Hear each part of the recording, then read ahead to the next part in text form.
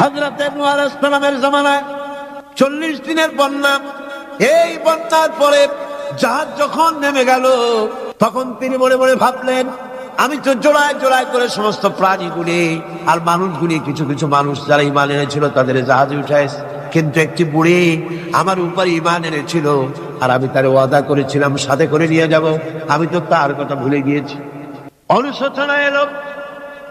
জাহাজ থেকে নেমে চতুর্দিকে লক্ষ্য করলেন, মানুষ নাই, জনপদ নাই, সব শেষ হয়ে গেছে। পাহাড় পর্বত কাঠ হয়ে পড়েছে, বিল্ডিং গুলি শেষ হয়ে গিয়েছে, কোন জনপদে কোনো প্রাণী নাই, প্রাণী বলতে কিছুই নাই। হঠাৎ দূরে দেখতেন একটা কুড়ে ঘরের মতো দেখা যায়। ভাবলেন, এত বড় বন্যার ভিতরে কুড়ে ঘর কেমনে থাকলো? আস্তে করে হেঁটে গেলেন কুড়ে ঘরের কাছে। ভেতরে মানুষ আছে বলে মনে হলো। বাইরের থেকে প্রশ্ন করলেন, ভিতরে কে? জবাব এলো, আমি এই ঘরের মালিক, আমি এক বুড়ি বিধবা এক মহিলা। আপনি কে? তিনি বললেন, আমি হচ্ছি এই জামানার পয়গম্বর হযরত নূহ আলাইহিস সালাম। বুড়ি বলছেন, আমারও ধারণা তাই। আপনি আমাকে ওয়াদা করেছিলেন বন্যা হলে পরে, বন্যার আভার যখন আপনি পাবেন, আমাকে আপনি সাথে করে জাহাজে উঠায় নিয়ে দিবেন। আমার মনে হয় বন্যা কবে হবে সেই খবর দেওয়ার জন্য আপনি এসেছেন। হযরত নূহ আলাইহিস সালাম সিজদায় পড়ে কাঁদতে লাগলেন, বললেন, রব্বুল আলামিন, তোমার কুদরত বোঝার ক্ষমতা আমার নাই। 40 দিন পর্যন্ত পানির ভিতরে মানুষ কেমনে জীবিত রইল? আল্লাহ পাক শোনালেন, নূরে, বিপদ যখন এলো, তুমি তোমার উম্মতকে ভুলে যেতে পেরেছো, ভুলে গিয়েছো, কিন্তু আমি রব্বুল আলামিন রহমানুর রহিম, আমি আমার বান্দিরে ভুলি নাই। পানির স্রষ্টা আল্লাহ, পানির ভিতরে তিনি বাঁচাতে পারেন, আবার তিনি আগুনের ভিতরে বাঁচাতে পারেন, সব কিছু করতে পারেন, সমস্ত ক্ষমতা আল্লাহ পাকের। গভীর রাত্রে হযরত ফাতিমা রাদিয়াল্লাহু তাআলা আনহা ইন্তেকাল করলেন। কিছু সংখ্যক সাহাবীদের কাছে খবর দিয়া অল্প সময়ের ভিতরে জানাজার ব্যবস্থা করা হলো। হযরত আবু যর গিফারী রাদিয়াল্লাহু তাআলা আনহু কবরের ভিতরে নেমে গেলেন। কবরের ভিতরে নেমে গিয়া হযরত আবু যর বলেন, রে কবর, তোর ভিতরে আজকে কাকে রাখবো? তুই কি তা জানিস নাকি? কোনো জবাব আসে না। হযরত আবু যর বলেন, কবর রে, তোর ভিতরে আজকে যাকে রাখবো তিনি হতেছেন হযরত ইমাম হাসান হোসেনের মা। বেহেশতের সমস্ত জওয়ানদের সরদার হবেন যারা, সেই দুইজনের মা তোর ভিতরে রাখবো, খবরদার বেয়াদবি করবি না। কোনো জবাব না পেয়ে হযরত আবু যর বলেন, ওগো কবরের মাটি, তোর ভিতরে কাকে রাখবো কি জানিস?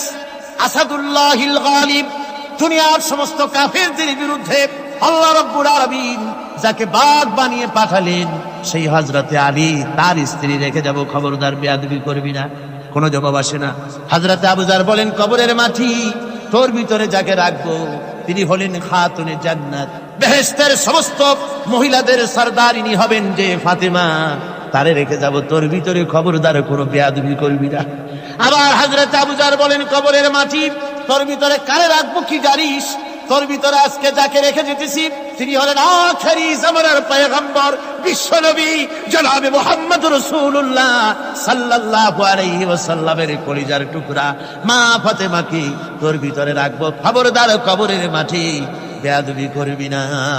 কিতাবে এসেছে হযরত আবু যরকে বাড়ি শুনতে পেলেন, আওয়াজ এলো, কে যেন বলতেছে, রে আবু যর, আমি ফাতেমা কি চিনি না, হাসান হোসেনের মা কি চিনি না, আলীর স্ত্রী চিনি না, রাসূলের মেয়ে মা ফাতেমা কি চিনি না।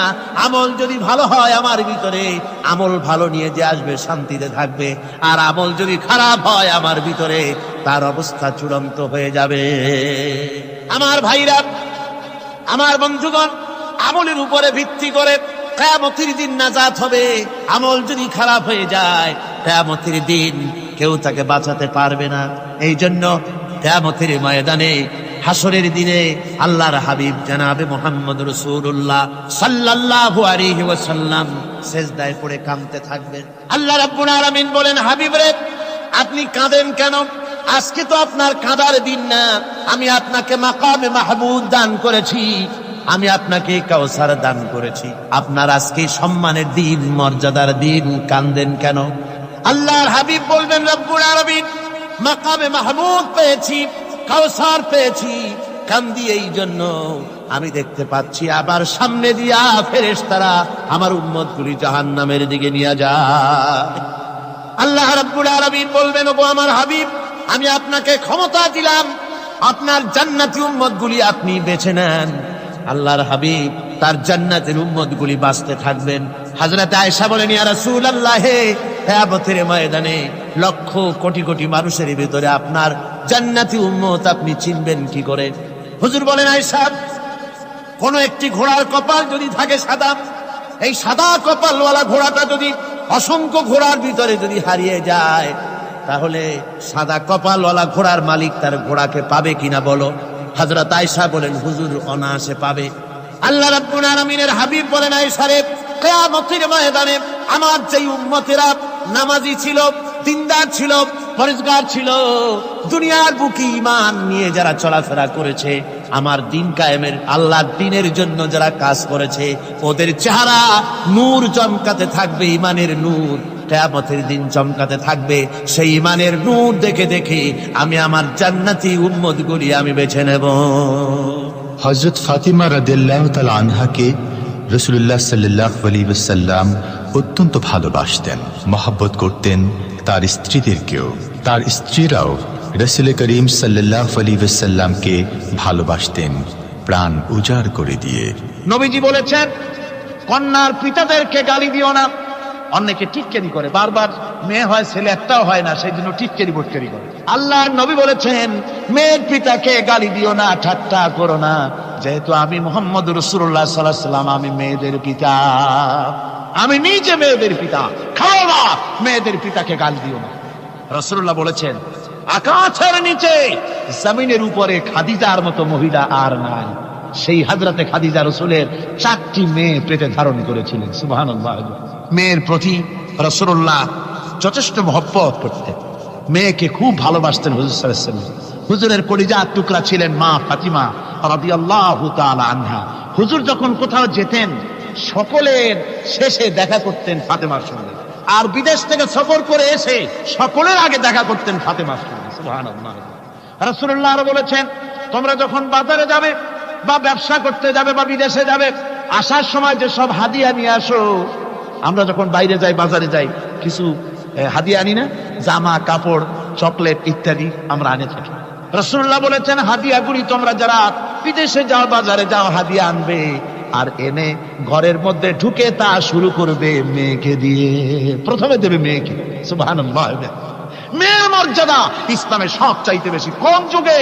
যে যুগে মেয়ে হলে পরেই মাটির নিচে ঘেরে রাখতো, আছাড় মেরে মেরে ফেলে দিত। বেআইয়ি যামবিন কুতিলা, কোন অপরাধে তাদেরকে হত্যা করা হলো। আল্লাহ পাক কোরআনে কারীমের মধ্যে বলেছেন তাদের অপরাধ আর কিছু না, তারা নারী, এই জন্য তাদেরকে মেরে ফেলা হতো। রাসূলুল্লাহ তাদের ইজ্জত দিলেন। সুবহানাল্লাহ বিহামদিহি। রাসূলুল্লাহ সম্মান দিলেন, ইজ্জত দিলেন তাদের।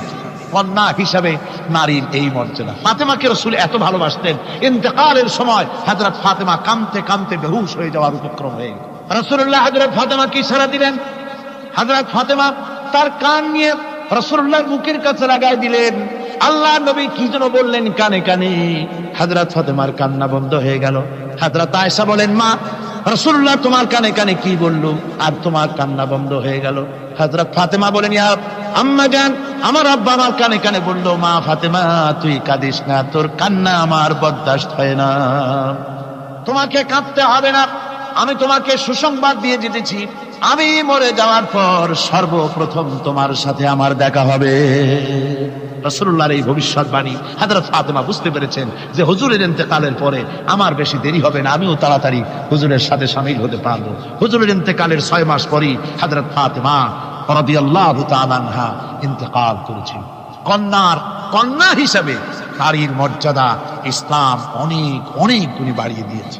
এই কন্যা শিশু, কৈশোর, যৌবন পেরিয়ে যখন যৌবনে তার বিয়ে হয়ে যায়, আল্লাহ রাব্বুল আলামিন তখন বলেন ওয়া মিন আয়াতিহি আন খালাকা লাকুম মিন আনফুসিকুম আজওয়াজান লিতাসকুনু ইলাইহা ওয়া জাআলা বাইনাকুম মাওয়াদ্দাতান ওয়া রাহমা।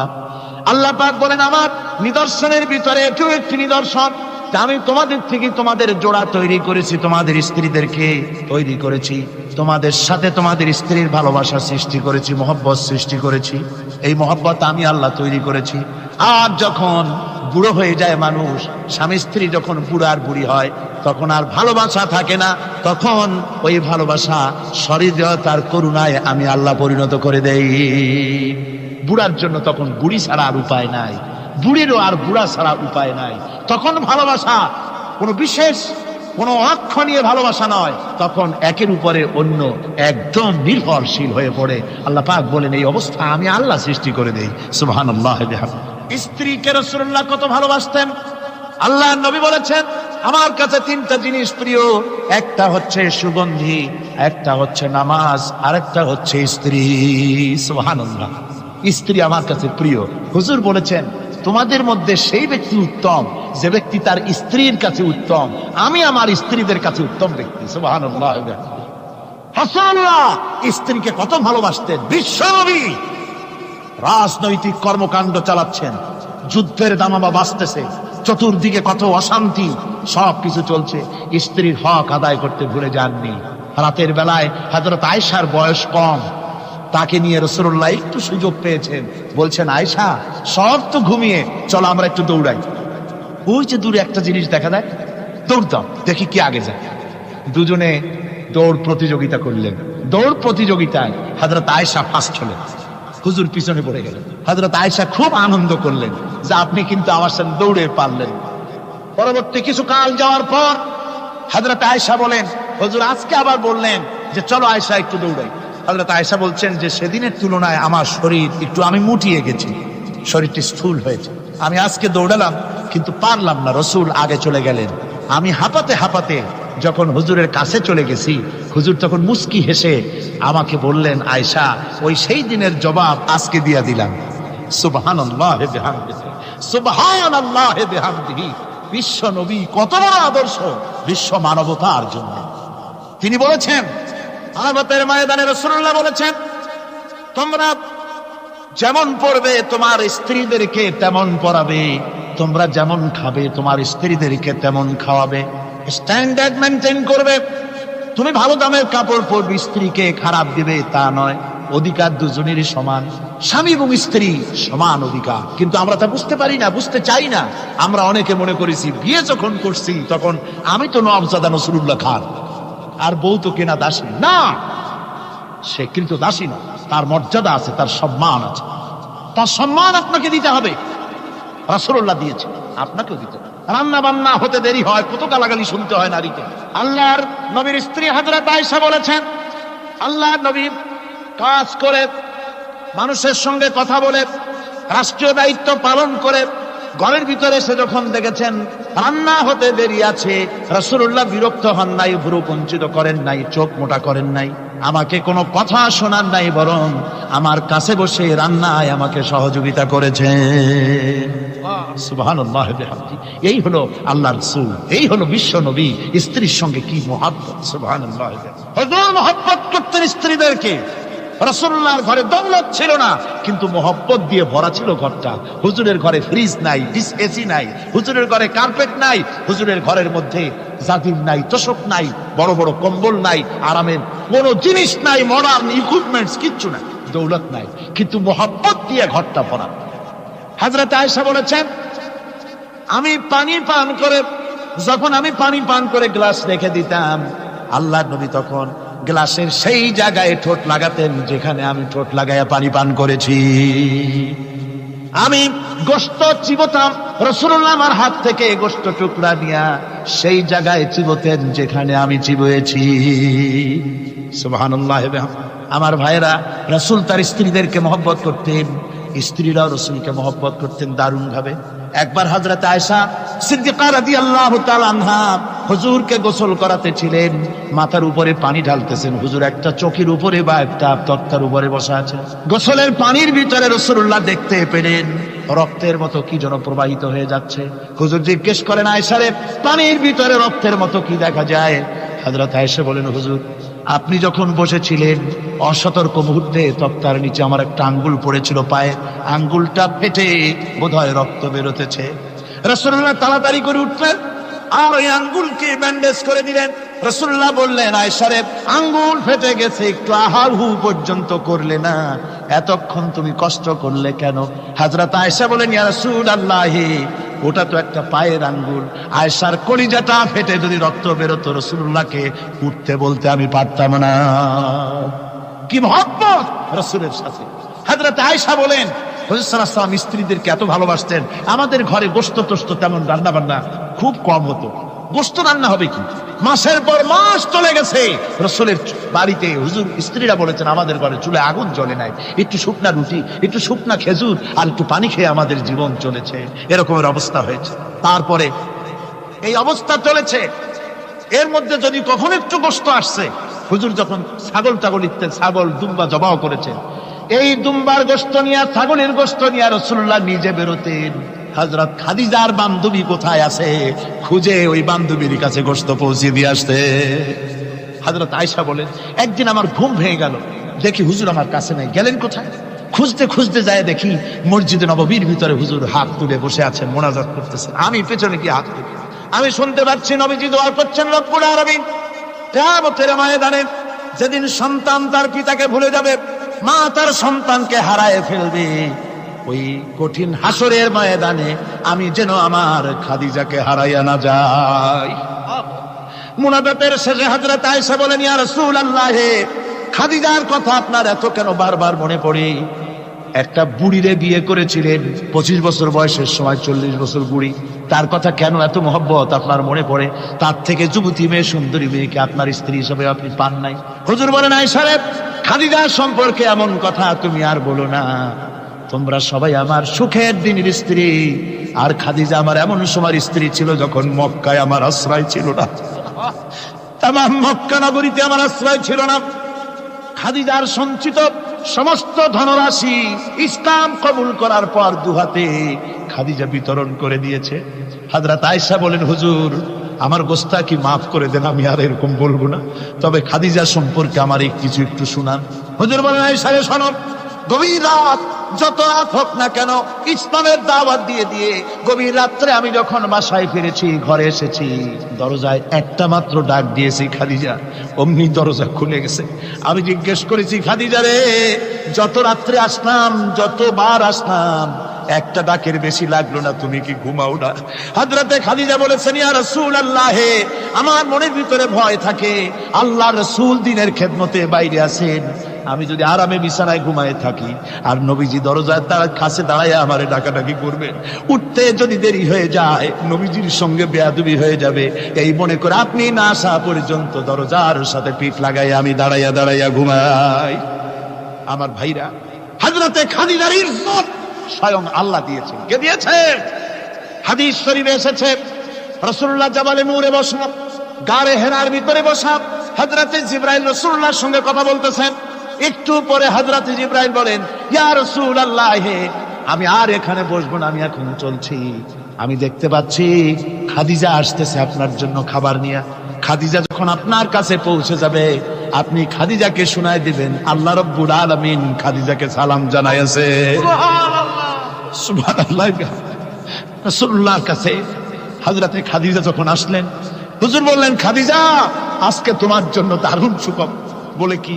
বলে আল্লাহ পাক, জিবরাইল কেমন উঠে গেল আমার কাছ থেকে, জিবরাইল বলে গেল আল্লাহ তোমাকে সালাম বলেছে। হযরত খাদিজা কেঁদে ফেললেন, বললেন, ইয়া রাসূলুল্লাহ, আমার নারী জন্ম সার্থক, আল্লাহ আমাকে সালাম বলেছে, এর জবাব কেমনে দিতে হয় হুজুর আমি তো জানি না, আপনি আমার পক্ষ থেকে আল্লাহর সালাম কিভাবে দেওয়া লাগে আপনি দিয়ে দিন, আমি তো বুঝি না কেমনে আল্লাহর সালামের জবাব দেব। হুজুর বললেন, খাদিজা, শুধু আল্লাহ নয়, জিবরাইলও তোমাকে সালাম বলে গেছে। হযরতে খাদিজা বললেন, হযরত জিবরাইলকে আমার সালামের জবাবটা ওয়ালাইকুমুস সালাম বলেন। হযরত খাদিজার এই মর্যাদা ছিল। আমার ভাইরা, রাসূল পাক সাল্লাল্লাহু আলাইহি ওয়াসাল্লাম এভাবে মহব্বত করেছেন স্ত্রীদেরকে। সুতরাং স্বামী স্ত্রীর মহব্বত আল্লাহ জান্নাতি নিয়ামত। কি নিয়ামত? যে ঘরের মধ্যে স্বামী স্ত্রীর মধ্যে মিল মহব্বত আছে, এটা বেহেশতের মতো, আর যেখানে মিল মহব্বত নাই, এটা জাহান্নামের মতো। ঠিক কি? সুতরাং মহব্বত করুন, বেশি বেশি স্যাক্রিফাইস করুন, বেশি বেশি স্যাক্রিফাইস। নারীদের ব্যাপারে বলা হয়েছে, পুরুষকে বলা হয়েছে অধিকার আদায় করো, সব ব্যাপারে সমান অধিকার, কিন্তু নারীকে একটা ব্যাপারে বলা হয়েছে, নারী শোনো, পুরুষের মর্যাদা তোমার চাইতে আল্লাহ রাব্বুল আলামিন বেশি দিয়েছেন। আর রিজালু কাওয়ামুনা আলান নিসা, নারীদের উপরে পুরুষের প্রাধান্য আল্লাহ পাক দান করেছেন। একজন সাহাবী বলেছিলেন, ইয়া রাসূলুল্লাহ, জংলি উট দেখলাম আপনার পায়ের উপরে সেজদায় পড়ে গেল, আপনি যদি আমাদেরকে অনুমতি দিতেন না আপনাকে আমরা সেজদা করতাম। আল্লাহ নবী বললেন, মানুষ মানুষকে সেজদা করা এ পারমিশন যদি আমি দিতাম তাহলে দুনিয়ার সমস্ত স্ত্রীদেরকে বলতাম তারা যেন তাদের স্বামীকে সেজদা দেয়। স্বামীর মর্যাদা এখানে বেশি, সুতরাং অধিকার সমান, কোনো সন্দেহ নাই, কিন্তু স্বামীর একটা আলাদা মর্যাদা আছে, সেই সম্মানও তাকে দিতে হবে। এরপরে এই সমান অধিকারের ভিত্তিতে স্বামী স্ত্রী চলতে থাকে, মাঝখানে আল্লাহ পাক তাদেরকে সন্তান দান করেন। আল্লাহ তাদেরকে, নারীকে লেখাপড়ার অধিকার দিয়েছেন, ইসলাম তাকে লেখাপড়ার অধিকার দিয়েছে, শিক্ষার অধিকার দিয়েছে। হযরত আয়েশা সিদ্দিকা রাদিয়াল্লাহু তাআলা আনহা শিক্ষয়িত্রী ছিলেন, হাফেজা ছিলেন, হাদিসের হাফেজা ছিলেন, কোরআনের হাফেজা ছিলেন, হাজার হাজার সাহাবায়ে কেরামদের তিনি ওস্তাদ ছিলেন। সুবহানাল্লাহ বলুন। নারীদের ব্যাপারে অধিকাংশ মাসালা হযরত আয়েশা সিদ্দিকা রাদিয়াল্লাহু তাআলা আনহার অবদান। সুবহানাল্লাহ। নারী যুদ্ধ করেছে, যুদ্ধের ময়দানে নারীর অধিকার আছে। নারী চাকরি করতে পারবে, নারী ব্যবসা করতে পারবে, নারী লেখাপড়া করতে পারবে, নারী সেনাবাহিনীতে যেতে পারবে, নারী সব করতে পারবে, কিন্তু পর্দার মধ্যে। জনৈক সাহাবী ইসলাম গ্রহণ করার পরও রাসূলুল্লাহ সাল্লাল্লাহু আলাইহি ওয়াসাল্লামের কাছে অনুশোচনা করছিলেন তার কন্যা সন্তান নিজ হাতে হত্যা করার জন্য। আমাদের প্রিয় নবী এ কথা শুনে কেঁদে ফেললেন। একটা লোক নিয়ে কাঁদতেছিল মুসলমান হওয়ার পরও। হুজুর কয়, কান্দো কেন? কই যে এই যে আমার গুনাহ কি মাফ হয়েছে? হুজুর বলেন, হ্যাঁ মাফ হয়ে গেছে। কলেমা পড়ছো, মাফ হয়ে গেছে। কয় যে হুজুর আমি তো মারাত্মক গুনাহ করছি। বলে কি? বলে আমার একটা মেয়ে, সেই মেয়েটাকে নিয়ে আমি, ঘটনা লম্বা, আমি সংক্ষেপে বলতেছি, মেয়েটাকে ফাঁকি দিয়া তারে আমি মারবো, বুঝতে দেই নাই আমার বউরে। বললাম চলো বেড়াইতে যাই। মেয়েটা আমার সাথে সাজায় দিয়েছে, তার মা বেড়াতে নিয়ে যাবো এই কথা মনে করে। মেয়েটা কদ্দূর যায়, আবার আব্বা আব্বা বলে আমার দিকে ফিরে আসে, আবার পিছনে থাকে, আবার আব্বা আব্বা বলে জড়ায় ধরে। এইভাবে করতে করতে যখন নির্জন এলাকায় গেলাম, আমি পাহাড়ের পাশে গর্ত খোঁড়া আরম্ভ করলাম। গর্ত কুচি আর মাটি ছিটে এসে আমার দাড়িতে লাগে। বাচ্চা মেয়েটা আমার কাছে এসে দাড়ি দিয়ে ধুল ছাড়ায় দেয়। আব্বা তোমার দাড়িতে ধুল লাগতেছে, তুমি এই কষ্ট করতেছো কেন? মেয়ে তো বোঝে না যে আমি তার জন্য কবর খুঁজতেছি। কবরটা খোঁড়া হয়ে যাওয়ার পর মেয়েটারে বান্ধা শুরু করলাম। মেয়ে এখন কাঁদতেছে, বাবা আমার বান্ধ কেন? আমি তারে বাঁধা জোরে ওর মধ্যে নিক্ষেপ করে দিলাম। মেয়েটা গর্তের মধ্যে বসে চিৎকার করে বলছে, আব্বা তুমি আমারে বাঁচতে দাও, আমি তোমারে বাপ বলে সমাজে হ্যাঁ করবো না, আমি ভিক্ষা করে খাবো, আমার বেরো না। লোকটি বলছি, ইয়া রাসূলুল্লাহ, আমার মনে দরদ আসলো না। আমি একটা পাথর উঁচু করে আমার মেয়ের বুক লক্ষ্য করে জোরে মেরে দিলাম। বুকটা ফেটে রক্ত ফিনকি দিয়ে উঠলো। আমার মেয়ের বুক থেকে আওয়াজ বেরোলো। আমার কালে যেন এখনো সেই আওয়াজ বাজে। হাদিস শরীফে এসেছে, হুজুরের চোখের পানি দাড়ি ভিজে ভিজে জামার উপরে পড়তেছিল। হুজুর বললেন, আহারে, মানুষও পারে এরকম কাম করতে। পৃথিবীতে নারীর যখন কোনো সম্মান ছিল না, মর্যাদা ছিল না, সেই সময় আমার রাসূল, আমার বিশ্বনবী নারীদেরকে সম্মানের হাত ধরে গর্তের ভিতর থেকে উঠাইয়া রানীর সিংহাসনে বসায় দিলেন। সুবহানাল্লাহ। মায়ের মর্যাদা দিয়ে দিলেন। সুবহানাল্লাহ। নারীরা আমাদের মায়ের জাত। নারীরা আমার কিয়ের জাত? মায়ের জাত। আমার মা বোনেরা, তোমাদের সম্মান কত তোমরা জানো না। আমরা পুরুষ, আমাদের পায়ের তলে জুতা, আর তোমরা আমাদের মায়ের জাত। তোমরা নারী, তোমাদের পায়ের তলে আল্লাহর জান্নাত, আল্লাহর বেহেশতটা তোমাদের পায়ের তলে। এই সম্মান আল্লাহ তোমাদের দিয়েছে, নবী দিয়েছে। সুবহানাল্লাহ। কর ভাইরা আমার, অধিকার ইসলাম দিয়েছে। বিবাহ যখন হয়, এই বিবাহের সময় এজেন্ট আনতে হয়। আর বিবাহ হচ্ছে বিবাহ বৈঠক। এজেন্ট আনার জন্য ওই যে কি জানি কয়, ম্যারেজ রেজিস্ট্রার বা মৌলবি সাহেব, কার অনুমতি আগে না? বলেন কার অনুমতি? তাহলে অধিকার ইসলাম পুরুষে দিল না মেয়ে লোকের দিল? আগে মেয়ে লোকের কাছে যাও, মেয়েটাকে জিজ্ঞেস করো সেই বিবাহে রাজি আছে কিনা। সুবহানাল্লাহ পড়ে। এই বিবাহে রাজি আছি কিনা জিজ্ঞেস কর, তার অধিকারী বেশি। এরপরে এই বিবাহে করার ব্যাপারে কত বৈষম্য। আজ বিবাহ করতে গেলে যৌতুকের প্রথা এসেছে। রাসূলুল্লাহ যৌতুক দিয়েছিলেন, ওটা যৌতুক না, ওটা উপহার, ওটা হাদিয়া। রাসূলুল্লাহ তোহফা দিয়েছিলেন হুজুরের জামাই। সুবহানাল্লাহ, কি জামাই! এক জামাই তো জিন্নুর আইন, যাকে ফেরেশতারা পর্যন্ত লজ্জা করতো যারে দেখে, হযরত উসমান রাদিয়াল্লাহু তাআলা আনহু।